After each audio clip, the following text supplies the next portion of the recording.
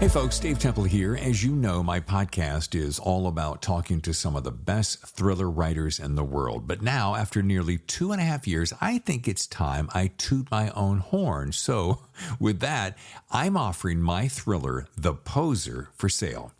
This thriller stars Hollywood detective Patricia Pat Norelli, a rookie cop working the overnight beat when one of Hollywood's biggest stars is found dead in her Hollywood Hills home. The only problem, the star just won an Oscar and is found dead only hours later. Now, Pat sees this as a way to forge her own path and muscles her way into the case. Soon, she and partner Detective Stuart Brown find themselves deep inside a complex case with more questions than answers and a ghost of a killer. Now, this isn't my first self-published book, but it's the first one I'm very confident you're going to like. I'm pretty proud of it. And for the rest of this month, you can get the ebook for only $5.95 or the paperback for $13.95. Now, since I do this weekly podcast as a free service, perhaps you'd consider this a way to help out your fellow thriller author. Okay, here's the link, davidtemplebooks.com/books. Okay, there you'll see The Poser. Just click and you're on your way. Again, the link is davidtemplebooks.com/books. Otherwise, just head over to Amazon. Okay, thanks for your support. And now on with the show. Hello and welcome to the 48th episode of The Thriller Zone. I'm your host, David Temple, and it's my distinct honor to welcome Stephen Hunter, who is not only a New York Times bestselling author, but a Pulitzer Prize winner, which we'll discuss inside the show. And if you've ever heard or read about Bob Lee Swagger, then you likely know these books. Point of Impact, the one that started it all and became the film Shooter. Blacklight, Time to Hunt, The 47th Samurai, Night of Thunder, Ice Sniper, Dead Zero, The Third Bullet, Sniper's Honor, G-Man, Game of Snipers, and his latest, Targeted. Stephen also has 3 Earl Swagger books, 2 Ray Cruz books, 8 standalone novels, and 3 nonfiction books, 2 of which are a compilation of essays on movies. And given his Pulitzer Prize was for criticism, it's easy to see why the books are so good. The last thing I'll mention is that Stephen offers his succinct and powerful 6 key words for creating a successful writing career. So if you're a writer in the making, you're going to like this. Without any further ado, here's Stephen Hunter in The Thriller Zone. Well, good morning, sir. Well, good morning to you, David. Well, happy Friday. There's a great way to start it, isn't it? It sure is. I can't wait. On Friday, my wife allows me a martini. So let's get this over with so I can get my damn martini. I have to tell you, David, I don't hear very well, so I may answer questions you haven't asked. I know you'll be able to go with that, but I'm just giving you a little early warning. Fair enough. That's fair. I'm not that smart, so whatever you say is going to. Two morons chatting. This will go well. Everything's going to feel brilliant. Yeah. Well, it's an honor to have you on the show, Stephen. I mean, it really is. Thank you for being here. Thank you very much. And we're going to be talking about this little fine gem, Targeted, which is a hell of a ride. We're going to get to this in a second, but okay. I'd love to warm up with a couple of things. First of all, a lot of us know that you were a journalism major and that you worked on the copy desk of the Baltimore Sun and film critic for the Washington Post. And excuse my ignorance, but or silly question, but to be able to win, and only I think one of 2 people to win a Pulitzer Prize for criticism, how does that happen and what does that feel like? And I know it's been a while. It's easier to tell you what it feels like than it is to tell you why it happened. What it felt like was, and I'm stealing this line from Richard Condon, someone had poked a hole in the floor of heaven and a cloud of hot bliss was pouring down upon me. They called me up to this little room. I thought I was in trouble. I walked in the room. All the big shots were there. I thought I was really in trouble. Trying to think, what on earth could I have done so bad that they all had to get together to fire me? And they told me I'd won the prize. And it's sort of a blank after that. I'm told I was later told I jumped 3 feet in the air. That's higher than I've ever gotten off the planet before on my own accord. And it was just a few minutes of extraordinary happiness. To be honest, it was also sort of like a jolt of bourbon in that it was an immediate explosion of pleasure, but at the same time, you understood would be temporary. And I was old enough to get that. And so I was able to get through the next few weeks understanding that it would go away and that people would stop congratulating me sooner probably rather than later, and that it would just be, something that was over. And it was over. And my publishers have insisted of putting it on the cover of all my books, even though technically the Pulitzer Prize I won was for criticism. It has nothing to do with my novels. And my joke is, I say, I keep meaning to write them a letter about that. Maybe I'll do it. Maybe I'll probably do it tomorrow. Yeah, that's what I'll do it tomorrow. That's hilarious. And don't you say to yourself that you said it was a shot of bourbon that you know it's going to feel good and then it's going to go away. It's kind of like all those things in life, isn't it, Stephen? That you go, oh, if I could only achieve that, and then you do, and it feels magnificent, and then you're like, okay, what's next? Or does that hang in there with you for a while? It hangs in for a while. Yeah. I think it's important, though, I knew the wisdom. I knew that prizes ruin people, and many young journalists win one, and they are then crucified by virtue of the fact that they think everything they do from then on should be of Pulitzer quality, and it can't, and it won't, and it never will be. And the best thing you could do, I say this to all potential Pulitzer Prize winners who are listening in, the best thing you could do is get back to work and just do what your job is, and understand that the stories that produce this outcome, the prize outcome, are few and far between, no matter how talented you are.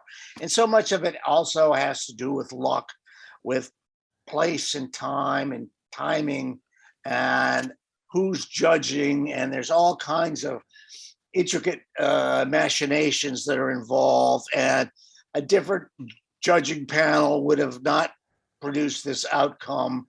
It's just sort of something they say. It's like you take 20 different pieces of Swiss cheese and you line them up, and about once every 1,000 times, you'll get one in which the holes line up perfectly, and you can draw a through line through it. And that's what happens. That's what a prize like this is.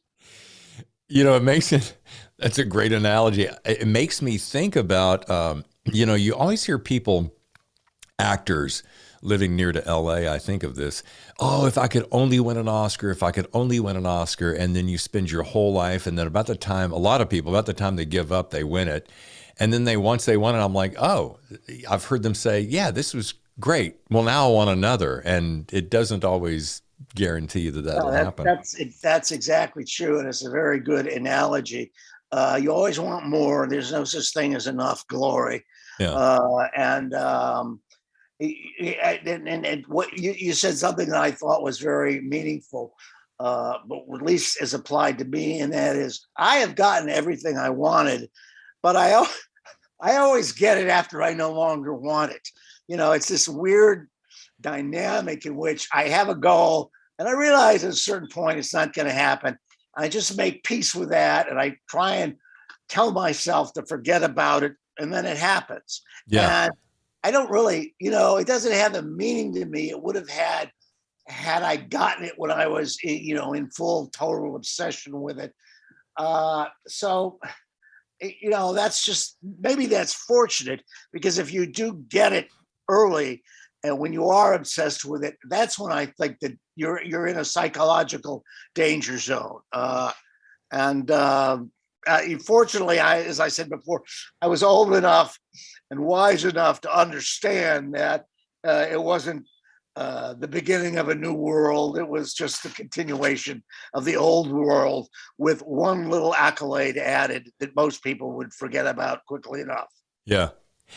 You know, when I was reading about you and your time for these different newspapers, and I thought that was such an incredible time. It made me think of one of my favorite movies, which is All the President's Men. And I think I love watching that movie. Besides the fact it's a great script, is the camaraderie of the newsroom and how that is such a specific environment, and it makes me think of Zodiac and so forth. And then that made me think of you, and I thought, what must it be like these days, where the newspaper, as we knew it, is kind of going away? That's exactly true. The newsroom is now sitting 10 feet behind me. That is my wife, who is a brilliant reporter, the star reporter of the Baltimore Sun. She went into the office yesterday for the first time in 2 years. But her normal office is our dining room table. And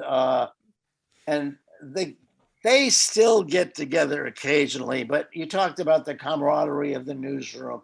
I'm a great believer in that. And I had wonderful, wonderful years in a newsroom. And I realized that a newsroom is the only place I would have been happy. And there was something about the collection of talent and non-talent, the politics and the absurdity and the plots and the conspiracies and the jokes and the friendships and the enemy ships. All of that was really productive. And as a consequence, in every book I've written, I have a kind of a portrait of non-functioning bureaucracy, and all that is based on the Baltimore Sunday Sun of the 1970s. I mean, in one respect, my career has been one long autobiography about the Baltimore Sun in the 1970s, because that's when I first got into the business, when I was lucky enough, when I was nobody in the business, when I just, and I was free to, angrily, I might add, watch the way things happened and developed, and to enjoy the people of my generation and to resent the people of the older generation. That is, until I became the older generation. And then I resented the people of a younger generation. And it was a great time. It really was a great time. And I enjoyed every second of it. I met my wife there. It just was a good time. And all my friends I met there. And she was, I think I read somewhere, she was like right across the newsroom from you, right? So it was right there in front of your face the whole time. She was. Yes, that's true. And I'll tell you, one interesting thing is when I later joined the Post, I knew someone who had been very much a part of the newsroom during Watergate. And I used to listen to his stories about it. And everything he said was recognizable because it was typical newsroom behavior. But at the same time, it was like sitting at King Arthur's knee and listening to him reminisce about Camelot, and that was, for the Post, that was a particularly great time. I wasn't there for it, but just in the aftermath, even when I was there in the 90s, there was still a glow to the place based on that. That was a very enjoyable place to make a living. And speaking of glow, I can only imagine, having not worked in that world, how do those newspapers differ from, for instance, when you worked for the Pentagon News? I mean, talking about two different universes, right? Yeah. Yeah. Let's go back on that one because I missed how do those newspapers compare to? Yeah, I mean, working in a standard newspaper room versus the Pentagon News, I would imagine that the mechanics of the Army and such would provide a much different atmosphere. I think that's that's true. I mean, I'm old enough to have come in the old days of hot metal, and putting together a hot metal newspaper was it was lots of fun. There was something sort of, I don't know, almost aphrodisiac about watching those long rows of linotype lead with the backwards letter on them, assembled into pages, and then the pages were screwed down, and it was all upside down. But there was something so, it's one of a secret human pleasures is watching things fit. And newspapering was about watching things fit. And I always laugh when people would think, that all this thought had gone into how their story was played on the page and what it represented politically and what the editors has decided. And I would say, no, no, no. The page represents the way it fitted.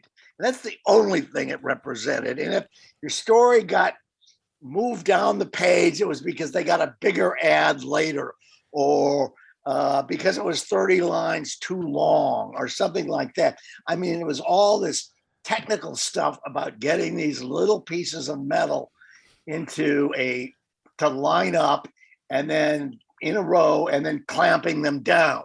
And then that was made into a plate. And it was the plate that was published that became the printed newspaper. And it was just it's just something really, really interesting about it. And to some degree that left when the computers came in, because then it was about seeing pieces of paper glued on boards at the final moment. And then I have no idea how they do it now. I mean, now it's just magic. I think there's little German people inside the computer in there, working very busily to make it all happen. I have no idea how they get a newspaper out. It's so fascinating to think, though, what you've been able to see, and that methodology that you just spoke about seems so archaic and so laborious and doesn't make any sense, because now everything literally is, as you said, it's keystrokes and ones and zeros, and you don't like it, you just hit return and it moves, and there's none of this hours and hours of trying to move the metal around. Well, that's true. And you know what that reminds me of? It reminds me in a way of the coming of CGI to the movies. Oh. Suddenly anything is possible.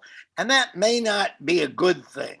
It may be that having impediments to anything imposes a good discipline on you and makes you much more careful in selecting what to do and what not to do. And I don't know, the papers today, everyone on a paper today is doing 7 jobs, none of which they've been trained for. And the result is, those kids work really hard to get the paper out every day, but they're much smaller. They're much more tightly focused. There's no room for the publisher's alcoholic son. There's no room for the stockholder. There's just no room for the eccentricities and the nonsense and the horseplay and the pranks that went on in the old newspaper business. Now, newspaper office, to the degree that it's ever occupied, feels like an insurance office. It feels like you're visiting the Equitable Life Assurance, and there's all these people working at terminals, and you hear that click, click, click of the, it's nothing like the sort of the sexy sound of a typewriter. That was one of the best sounds in the world, and that's forever exited the world. And we might as well, make peace with it and remember it in our dreams, and maybe over a glass with someone else, but it's just gone. Yeah. And that is a shame, that keystroke. And I'm thinking back, it's going to be, even to refer back again to All the President's Men, the IBM Selectric with that rotating ball when you hit the, even that sound, I miss all that sound, and the way the API, I worked in radio, so the API would come across this big old monstrous machine, this roll of paper would go on forever. I actually knew a guy who collected UPI machines, and had a room in his apartment that was full. It was like a ghost of newspaper technology. And there were Underwoods there, and these big UPI machines with the rolls of yellow paper. They weren't working, but they were, they were so steampunk. I mean, there was no steampunk then, but Right. I now realize that style has to be called steampunk.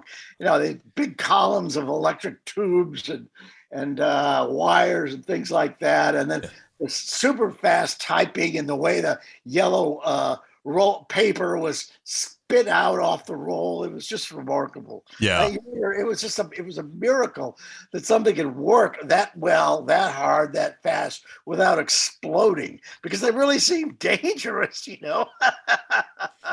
And speaking of dangerous, something just popped into my head. It had to have been about 1975, and I'll never forget this. And this is the difference between today's technology when you've got a liquid panel in front of your face. I was working at a news station, and a friend of mine was reading the news, and I walked in one day, and I had a lighter, and I lit her. She was on the air reading copy, and I lit her copy, and it started to catch fire, and she had to, kind of ad-lib and get out of it. And I'm like, yeah, that kind of shenanigans wouldn't happen these days, would they? No, it certainly wouldn't. But that connects with something that I didn't mention. And the other thing about those old newsrooms was smoke. Yeah. Everybody smoked all the time, and you couldn't have a meeting. You couldn't read a story. You couldn't write a story without firing up a cigarette. Yeah. And you just walked in to this room of fog and cancer. And it was, I guess I'm not nostalgic about it, but it was such a singular experience that I'll never forget it. Although I just did forget it until you called it up. But it was a smoker's paradise, the newsroom. And isn't it funny? You step into any place now where anyone has a cigarette lit, and it seems so completely out of the ordinary. Like, what in the world are you doing? It's so foreign now. But yeah. It was great fun. It was. And I'm glad you mentioned movies, because I want to go to your career as movie reviewers. And the very first thing that popped into my head when you said that was you mentioned CGI. And I think of all the actors that I watch now, instead of reacting to a person in front of them, they all now have that look of when they're reacting to something that isn't there, that isn't there in the world of CGI. Now the audience has become accustomed to that whole, that frozen look of like, I'm not really connecting, but I know that I've got to react this way. And there's such a phoniness that it makes me crazy. Well, I think that at least for people who saw movies that were documents of photography, when they see movies that are now documents of computer technology, even if they can't specify what, they understand that something has changed. And what you said might actually be it, that they're not acting with things in the frame. They're acting with things that will be inserted into the frame. And that lack of genuine interaction and engagement is something, again, it's not, they've adapted to it very well, but it's some reason, it's some level, it's difficult to describe. It feels different. Yes. It's not the same. I saw The Last Duel the other night. It's really quite a good movie, I think. But I realized that it was, 8 men in blue jumpsuits in front of a soundstage that was blue, and then someone painted in France in 1381, and then everything else was fraudulent, and it didn't blow my mind, but realizing that made it all seem knowing that made it all seem different. You just don't react to it in the same way in some respects. Well, there's a lack of visceral connection, that electrical visceral connection. Yes, indeed. Yeah, and that begs this question: as a movie reviewer, it's a two-part question. First of all, everyone probably thinks it's really super sexy to be a movie reviewer. Hey, you get to go in and sit in the dark and watch this movie, and then Yeah, come out and pontificate about what you thought yeah. about it.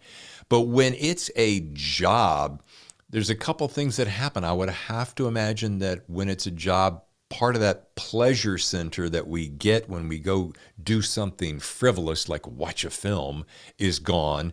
And then when you're forced to make a judgment on it, how does that play out in your head? That's a Well, really it's a good question, and the truth is, I romanticized I wanted to be a movie critic for a long time before I finally became one. And when I finally became one, I realized very quickly that as glorious and as fortunate existence as it was still a job. There was still a workplace. There were still schedules. There were still hierarchies. There were still deadlines. And for me, I'm not one of those people who's has good organizational skills. So for me, it was always, you asked me what my memories of film criticism are. Mainly, it's about fighting my way through traffic to get to some suburban theater to make sure I'm there in time to see the screening of Freddie and the Chipmunks 7. And the anxiety that I felt if I didn't get the light, or if the bus didn't clear the intersection. And that was it's movie criticism is really more about scheduling than it's about anything else. And at a certain point, I said to my much younger editor, I said, Leslie, just don't make me do it myself. Just tell me where I have to be and when I have to be there.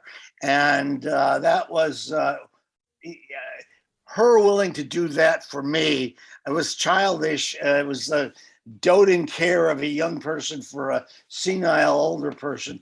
But that made my job much easier because I was always forgetting screenings or going to the wrong theater or showing up an hour early or an hour late, or that was the nightmare aspect of the job, was just the technical getting to and from the movies. And I know I realize how childish that sounds, but I think other film critics will understand that's one of the real downsides of the job. And you just made me think of something, Stephen, that there's a differentiation between, and I feel almost ignorant that I don't know what this is, but is there a difference between a film critic and a film reviewer? That's a good question. Film critics think there is, film reviewers think there isn't.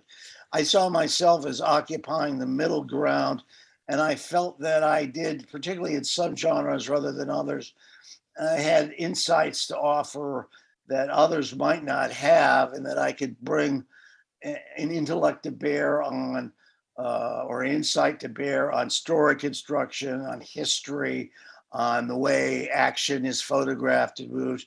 Those are my strengths.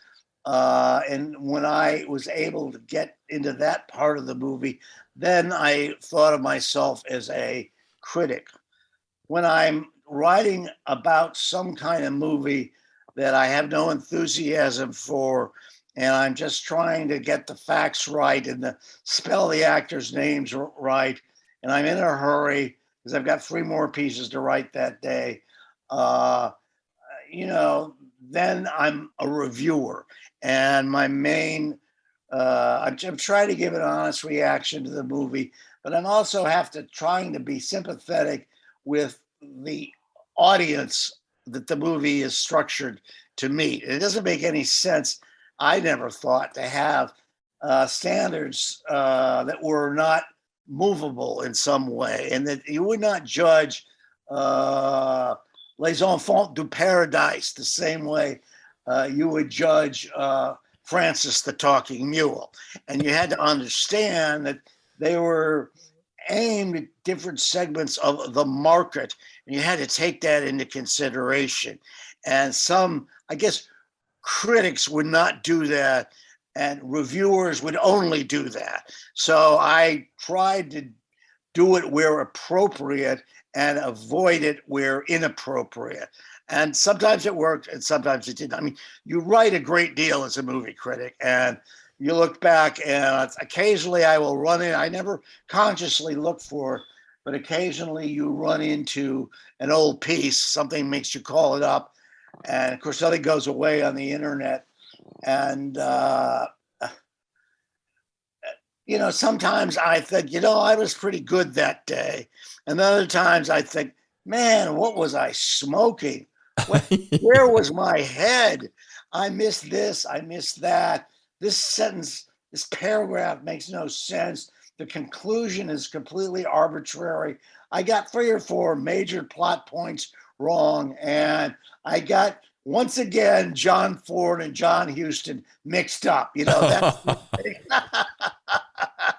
So I look back on it in my work as, I don't know, with nostalgia, with fondness, Sure. but I hope with enough sense to understand that I had good days and bad days, and that I would prefer not to encounter the bad days. But I read one the other day. I read it and I thought, who wrote this crap?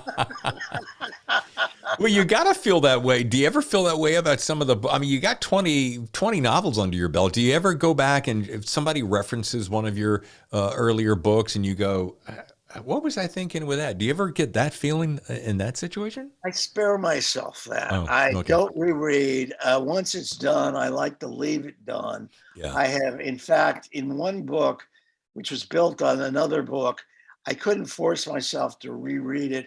So I asked a friend of mine to reread it and give me notes. And he may have made some mistakes. So those mistakes got carried over into the book I was working on.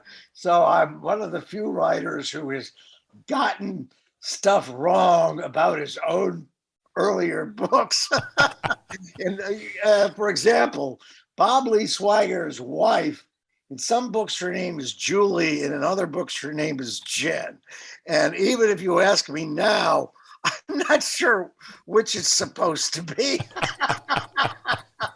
And again, rather than getting, suicidal about it, I'm old enough and wise enough, I hope, just to laugh at it and understand that that's a pretty good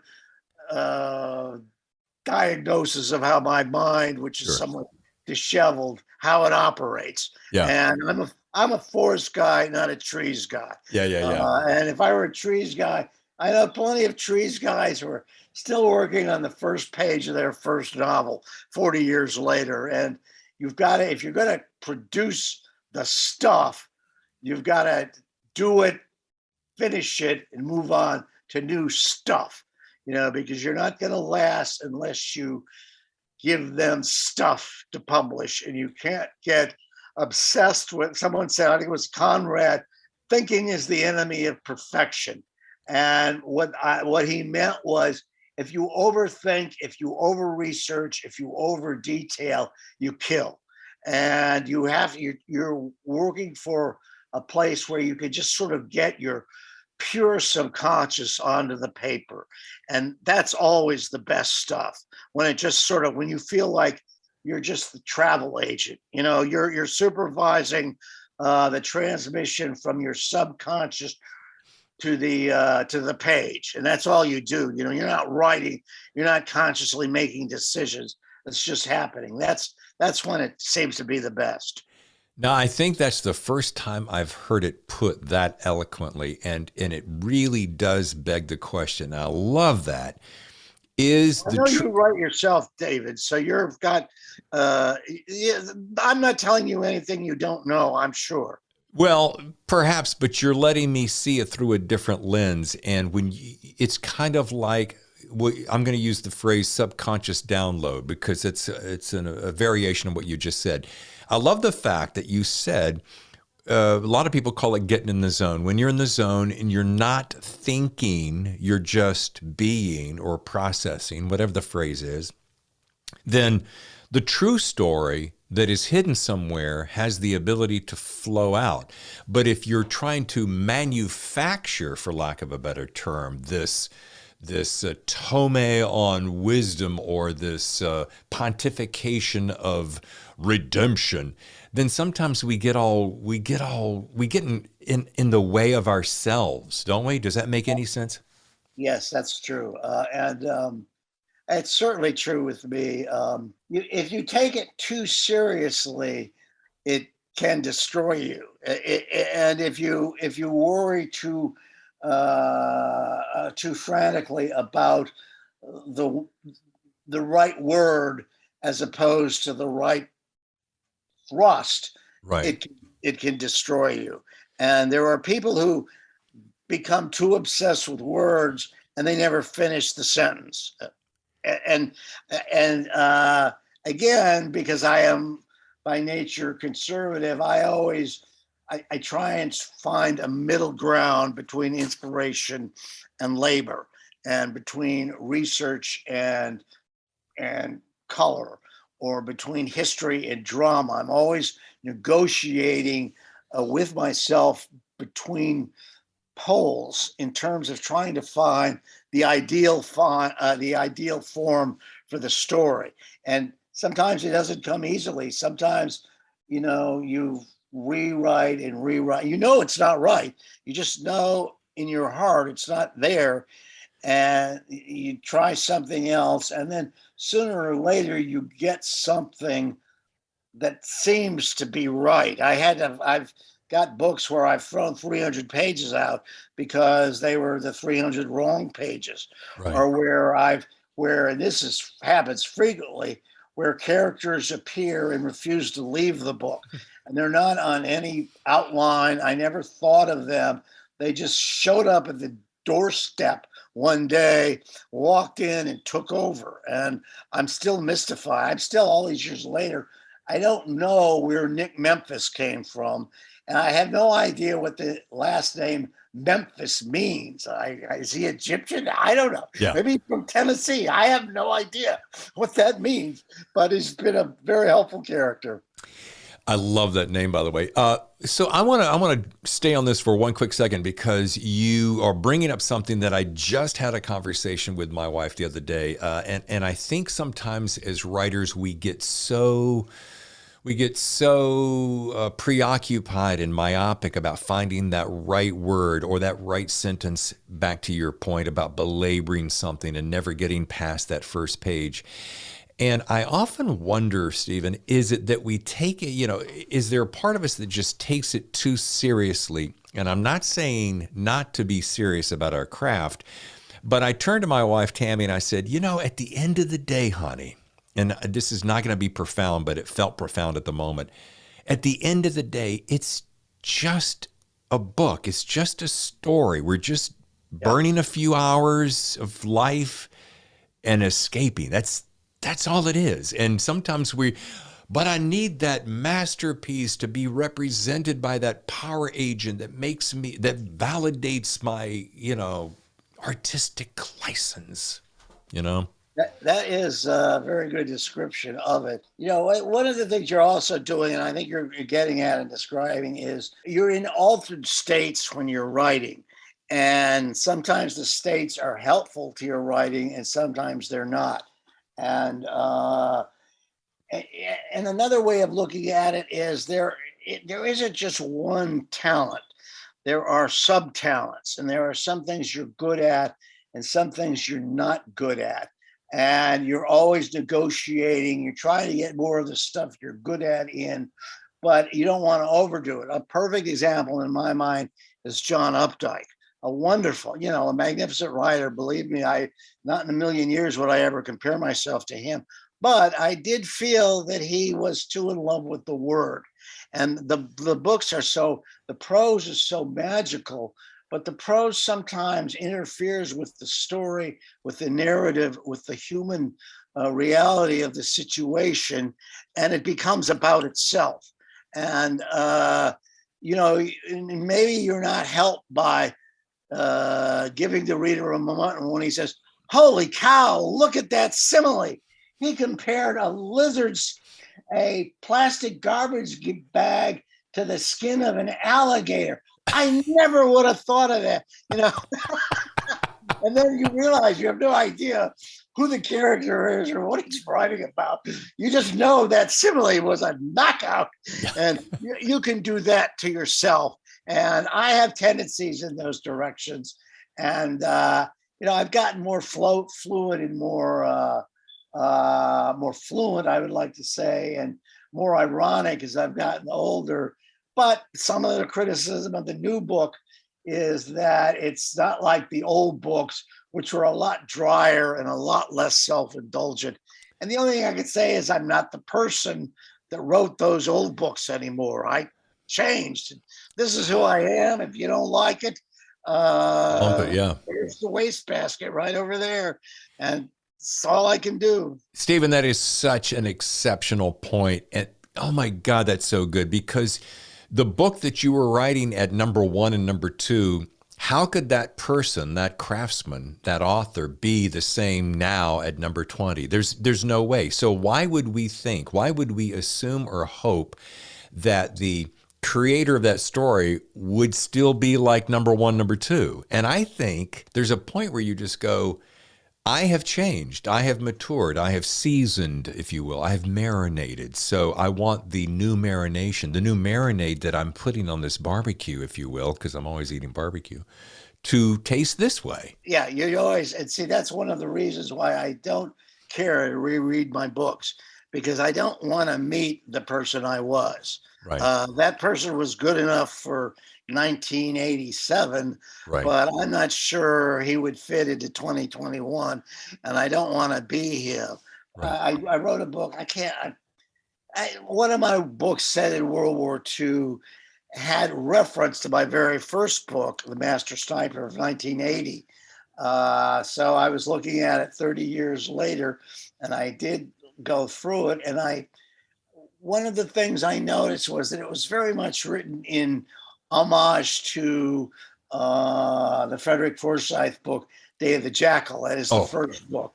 And the villain was a remorseless killer like the Jackal was. But when I read those remorseless killing scenes over again, they made me very uncomfortable. And I was uncomfortable with that sort of mechanical evil. That just didn't seem to me to be real. It seemed to me it fit the template of the psychopath that Forsyth invented. But now that I'm older, it doesn't seem to me that it's a very convincing picture of evil. And that even, one of the ways I try and do bad people, I always try and give a villain a moment of grace or a moment of mercy or kindness, because that's also part of human DNA.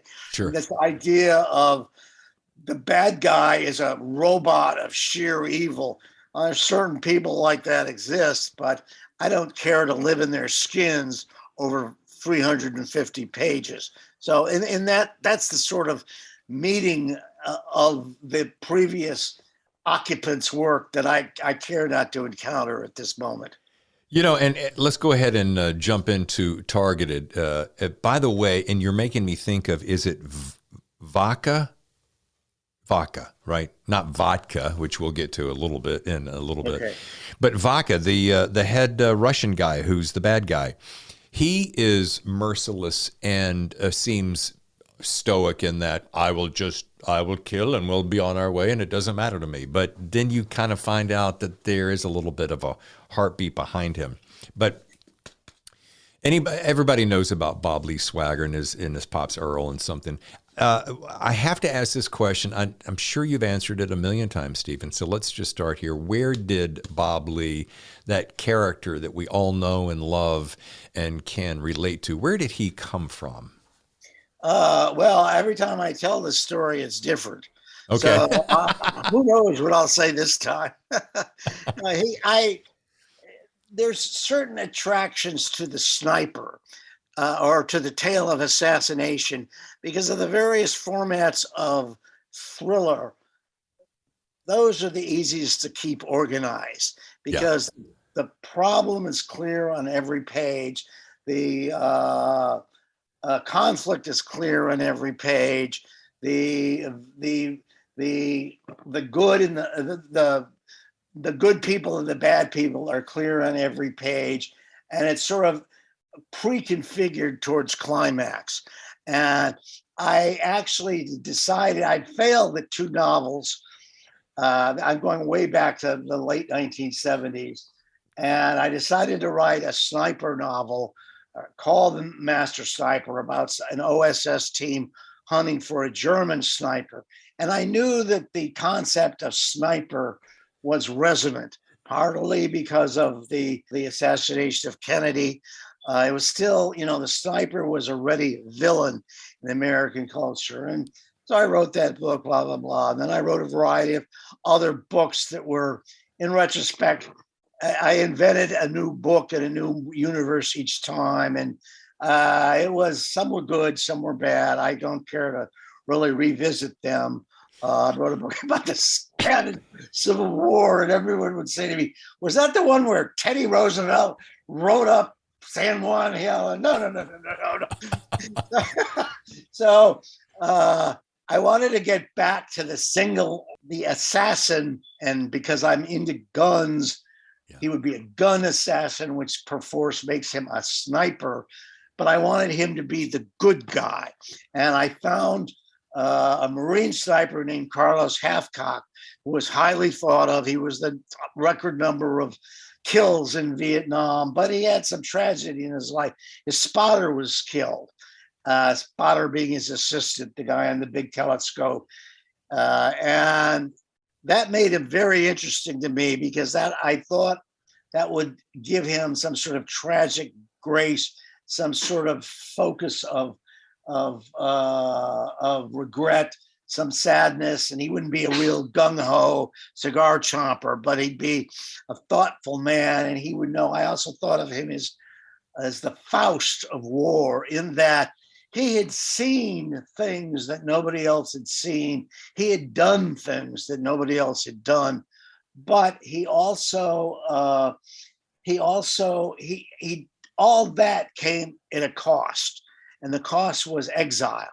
And when we discover him, he is at the far marginal margins of society. He is an alcoholic or recovered alcoholic living alone in a trailer in the woods with his dog and his rifle, and no liquor in the trailer. And I sort of wanted to, the arc not only of that first book, but of the whole series, has been bringing him back to civilization. And at a certain point, when he got back to civilization, I made it about bringing other snipers back to civilization. Yeah. And that was always a very poignant arc for me. That was something I could invest in emotionally and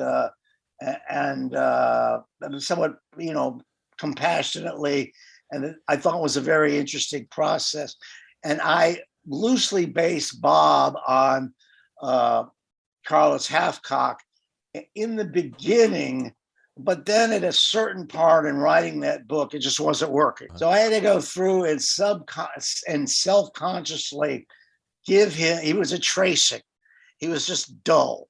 And I had to sort of imbue him. I had to break away from the modality, and I had to give him a humanity. And that's where his backstory came from. I wanted to know what created him. And once I started thinking about that, I got into the whole Swagger clan. And that, I think, made him much more vivid in my mind and much more vivid on the page.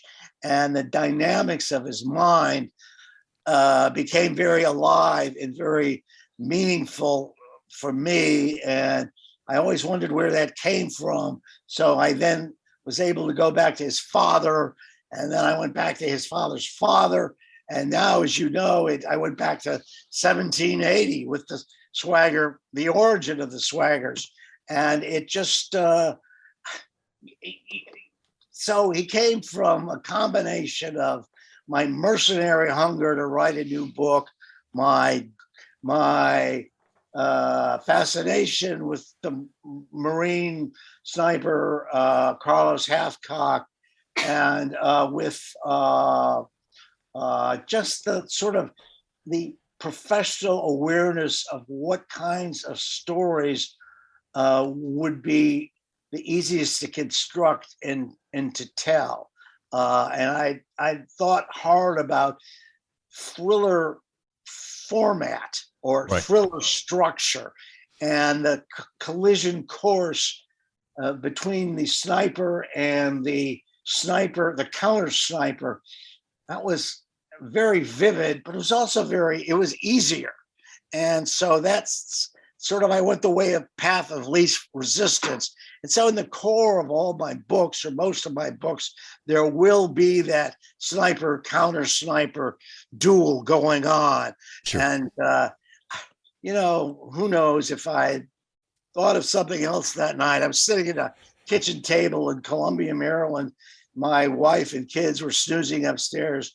There may have been some liquor involved. I'm not real sure on that. But that's when it started. And once it started, it refused to stop. And that's why I'm here. Well, and speaking of stopping, I know this is number 12, so it's an even dozen, but I was listening to, I think it was your buddy Jack Carr and Barbara Peters of the Poison Pen talking about that there's a rumor that he may be going away. Did I hear that right? Well, I'll give you a secret. I don't think I've ever told this to anyone. I actually, in one of my books, I won't tell you which one, though it's probably pretty obvious, I'd actually had him killed. And I thought that it was time to do away with him. I loved him, but I just was sort of running out of Bob Lee Swagger gas, if you will. I didn't know there would be a reserve tank. Yeah. And saner minds prevail, because this is finally, it's a business, and I have obligations, and I want to live in a reasonably nice house. Right.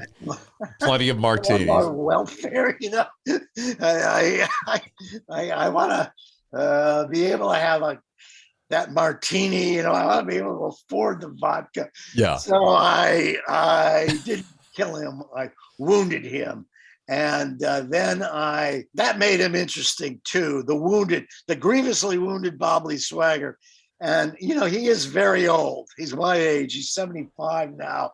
He's not going to be kicking down doors or running upstairs or, getting in jujitsu fights with anyone. I've come to understand that as much as people like the guns and they like the shooting and they like the action sequence, the thing that really makes the books work is that you believe in his mind and his capacities for detection and deduction and analysis, and his solution to problems, his way to see into the heart of issues that no one else could see into. And that's been fun. That's been great fun. Yeah. So he's 74, 75 here in Targeted. And my favorite, I to this day, Shooter remains one of my favorite books with Mark Wall, or movies.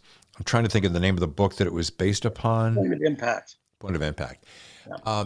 How old was Bob Lee in Point of Shooter? Well, he was a Vietnam veteran. I published it in 1993. He's my age, primarily so that I can answer that question. So why don't you subtract 1946 from 1993, and that'll give you the answer. 47? Yeah, okay. So he was 47 when the series started. He had 20 years as a drunk. He had a couple years as a failure. He had 20 years as a drunk, and then he sort of rebuilt himself by reading. And I think that's another thing people like, that he cured himself. He'd go to a program. He didn't, do all the sort of self-help things other than gut it out. He did it for himself, and he remade himself, and the man he became was much more widely read and much more thoughtful. He sort of reclaimed his soul, if you will, and that made him, again, I thought that made him interesting. One of my favorite characters was this Madam Chairman Charlotte Venable, aka Mother Death. I could not wait till she. As a movie guy, no one has gotten the name yet. Do you get the name Charlotte Venable? No. Okay, I'm going to tell you. Okay. Okay, it's Katharine Hepburn in Suddenly Last Summer. Oh. It was Charlotte Venable, who was persecuting Elizabeth Taylor because Elizabeth Taylor knew this truth about her only gay son. She'd been married to him, and she wanted Elizabeth Taylor put away so that she wouldn't tell the truth about Sebastian Venable. And it's it's a great old timey movie, but Hepburn is great in that movie. She is charming, she is vivacious, she is powerful, she is charismatic, and she's wonderfully, deliciously, self-righteously evil. And so it was a great kick to me to call her Charlotte Venable. And I kept waiting for someone to point that out, and Man, no one has yet. Oh, I'm sorry I dropped that ball, but boy, I just loved her. Mother Death. I often do this, Stephen, when I'm making notes and I'm reading books. I will find certain sections that I really like, and I'll try to go, how would I describe this? Like, I'll often be, my wife will ask me, how would you describe that book? How would you describe Stephen's style, having never read it? And I'm like, well. And this is what I came out. I'm like, imagine like Hunter S. Thompson meets Elmore Leonard with a dash of Rambo, but with a really caustic and acerbic wit. I could die on that. That's a real good one. That's you got it all. That's all. That's it. That's my only trick, by the way. I have no other tricks. Well, I know we're running out of time. I just want to do a real quick little wrap up here. And I'd love to know this. And I think I've gotten a little bit of this along the way, but I want to be a little more succinct before we get into our rapid fire questions. What if you were speaking to a room full of up and coming writers, people who really wanted to make this a career? Do you have kind of that quintessential succinct piece of advice that you could say? Yes, I do. And it's act like any piece of advice.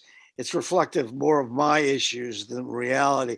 But my issue was always, I am damned lazy. So my issue has always been getting out of the damn chair and sitting down at the damn keyboard.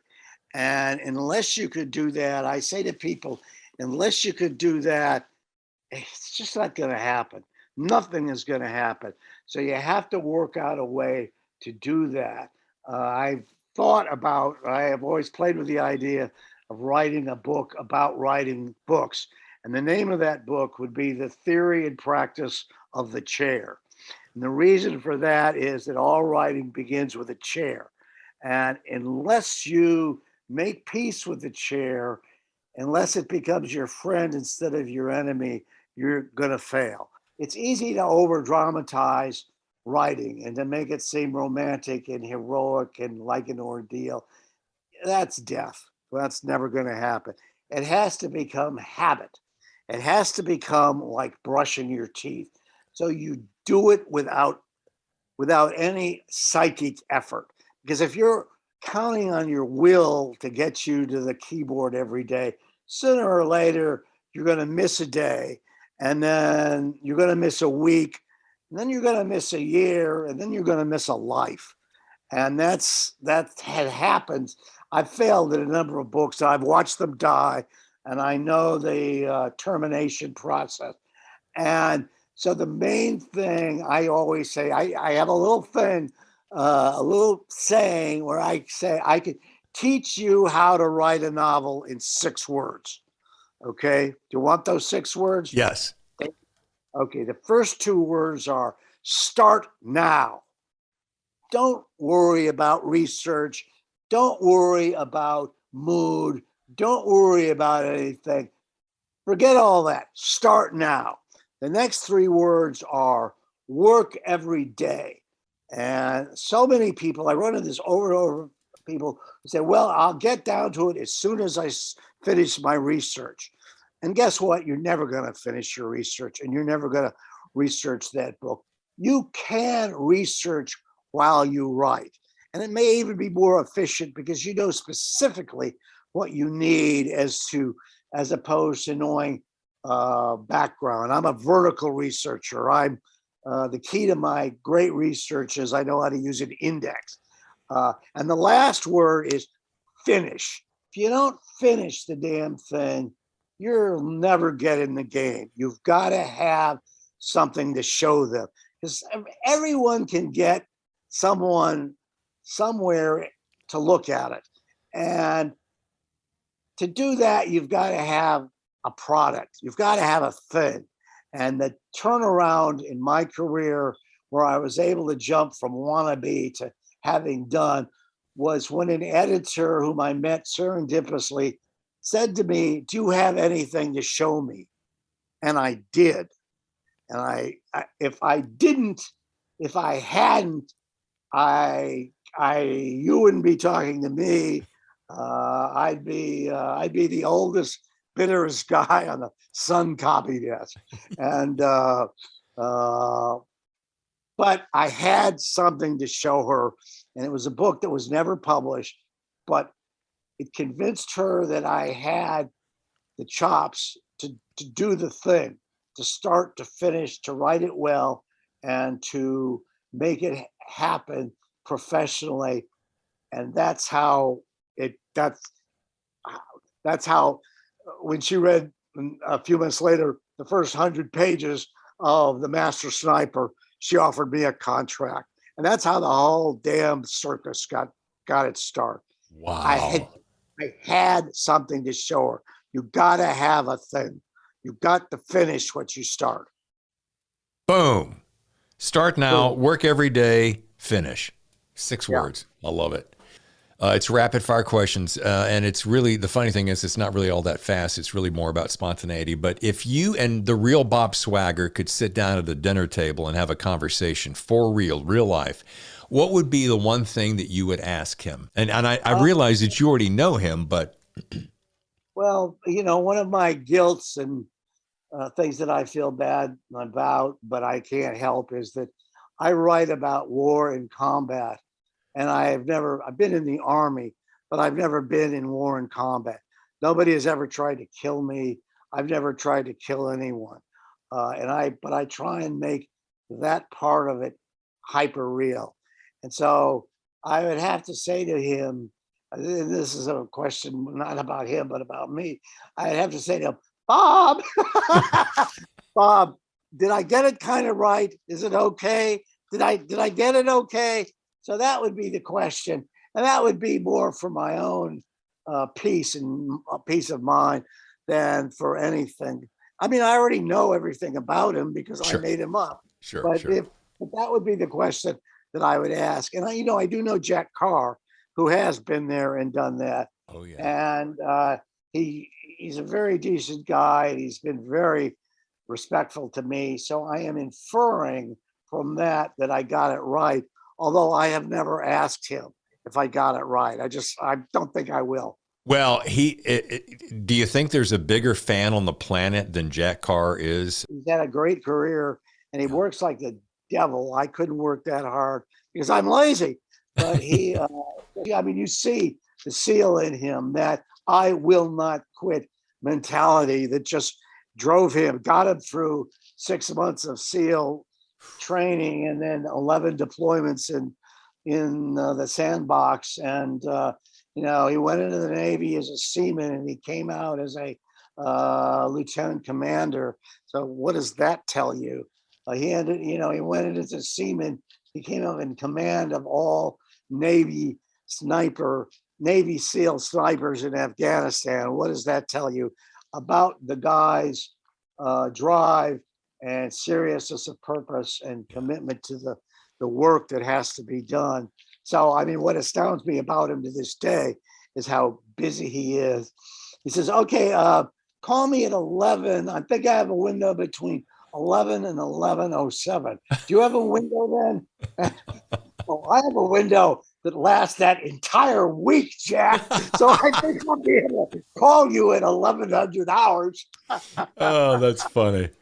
All right, we're going to wrap this up here. My wife and I are hosting a cocktail party at our home and have invited you and the missus to join us. We're asking that you, and this is going to be so interesting to me, ask that you invite two people to join the four of us to round out things, make the discussion more interesting. They can be living or past. So who are those two people and why? Oh, I would definitely say Hemingway. I don't like Hemingway. I love Hemingway's, I think of the bad things I've done and I get very depressed. But then I look at the bad things he did, and I feel much better about myself. I need a tyrant king like him in my life. So Hemingway would be one. Oh, gosh. And Orwell would be the other. I'm a great admirer of not merely the writing, but also the character and the honesty and the sheer guts of George Orwell. So the two of them, and I don't think the two of them would get along. So maybe that would be another writer, maybe Faulkner, because he would probably say nothing. And I could talk more about myself that way. Stephen, you are a hoot. Thank you so much for the gift of your time. You've been very gracious and very fun. I'm very pleased, David. It was a great interview. This was so much fun for me. Well, listen, thank you again. Have a lovely day. And we're going to let you get off to your, tell me your preparation of the martini, because I got to. My preparation of the martini is, honey, it's Friday. That's how I prepare a martini. Cheers to you. Thank you so much. Bye-bye, David. Thanks again to Stephen for joining me. What a treat. Now, how about next week's guest? Before I share that, I want to say a quick but heartfelt thank you for all of you who are currently supporting the show by way of encouragement and social sharing. I love it when I find out a new listener has been introduced to the show by a friend, because there's no better compliment than positive word of mouth. Also, I'd like to ask if you do me one small favor. If you watch us on YouTube, or even if you don't, but you'd like to help a pal out, would you go to youtube.com/David Temple Author and just click on that red button to subscribe to our channel. It sounds like a small thing, but you see, I'm trying to change the name from David Temple Author to The Thriller Zone. Imagine that. But YouTube tells me I need 100 subscribers before they can officially change the name. And in less than 45 more subscribers, we'll be there. So thank you in advance. Now on to next week's special guest. She's the Sunday Times bestselling author of 14 novels, including Our House, which won the Fiction, Crime, and Thriller Book of the Year at the 2019 British Book Awards. Louise Candlish is our guest, and we'll discuss her latest thriller, The Heights, as we kick off March. That's it for now, folks. I'm David Temple saying thank you again for listening, and we'll see you next time right here on The Thriller Zone.